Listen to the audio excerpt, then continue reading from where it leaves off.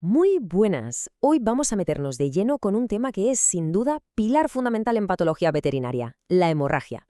Es esa señal de alarma que en cuanto salta nos obliga a pensar y actuar rápido. Así que venga, vamos a desgranarla por completo. Para entenderlo bien, vamos a seguir un camino lógico. Primero, lo básico, ¿qué es?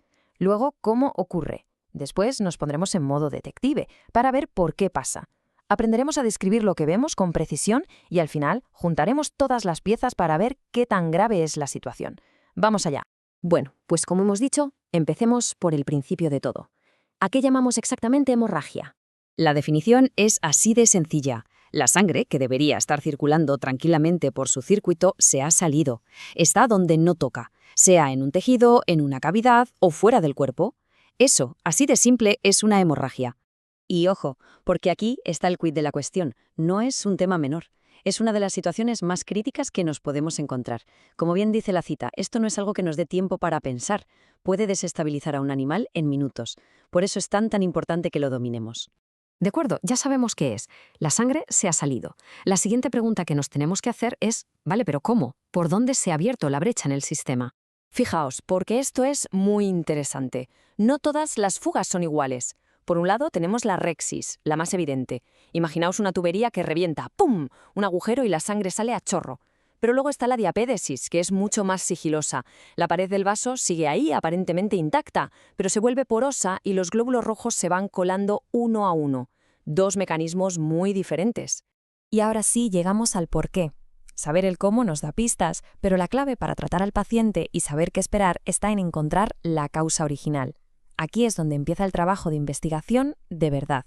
Y el abanico de posibilidades, como veis, es enorme. Puede ser algo tan simple como un golpe o algo tan complejo como un fallo en la coagulación.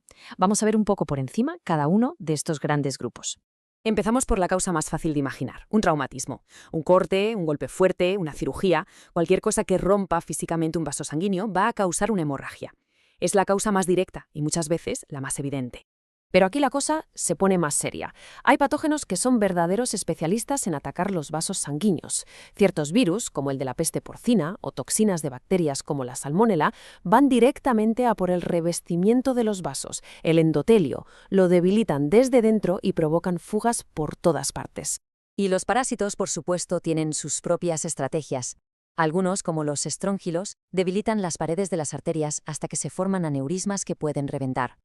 Otros, como los anquilostomas, son como pequeños vampiros, muerden la pared del intestino y liberan anticoagulantes para que la herida no pare de sangrar. Y a veces el problema no viene de fuera, a veces el problema está en el propio sistema del animal, que no haya suficientes plaquetas, que los factores de coagulación no funcionen bien, como en la hemofilia, o que los vasos sean más frágiles de lo normal.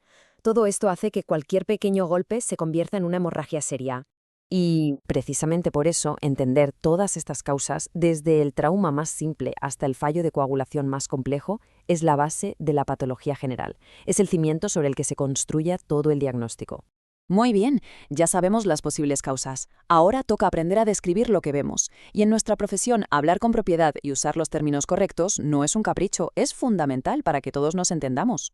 Esta tabla es como nuestro diccionario visual, porque claro, no es lo mismo ver una petequia, ese puntito rojo diminuto, que una equimosis, que es el típico moratón. Y un hematoma ya es otra cosa, es sangre acumulada que forma un bulto. Saber nombrar cada cosa nos da muchísimas pistas sobre qué puede estar pasando. Y lo mismo pasa con la localización. No es lo mismo decir le sale sangre por la nariz que presenta epistaxis.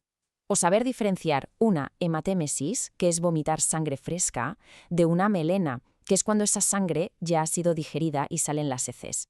Este lenguaje nos hace ser precisos y eficientes. Hemos definido el problema, investigado las causas y aprendido a describirlo. Ahora llega el momento del veredicto. Juntar todo para decidir qué tan grave es esto y qué consecuencias puede tener. El pronóstico de una hemorragia va a depender fundamentalmente de estas tres cosas: cuánta sangre se ha perdido, a qué velocidad se ha perdido y, sobre todo, dónde está esa hemorragia. Vamos a ver por qué cada factor es tan decisivo. Primero, el volumen. Es un dato clave. Un animal puede llegar a perder de golpe hasta un 20% de toda su sangre y sobrevivir sin grandes problemas. Pero si pasamos de esa línea roja, el riesgo de que entre en shock hipovolémico es altísimo. Y aquí se ve clarísimo por qué la localización lo es todo. Una pequeña cantidad de sangre, la misma cantidad, en un músculo puede que ni nos demos cuenta. Pero esa misma pequeña cantidad dentro del cráneo es mortal. El cerebro está encerrado en una caja ósea, no se puede expandir.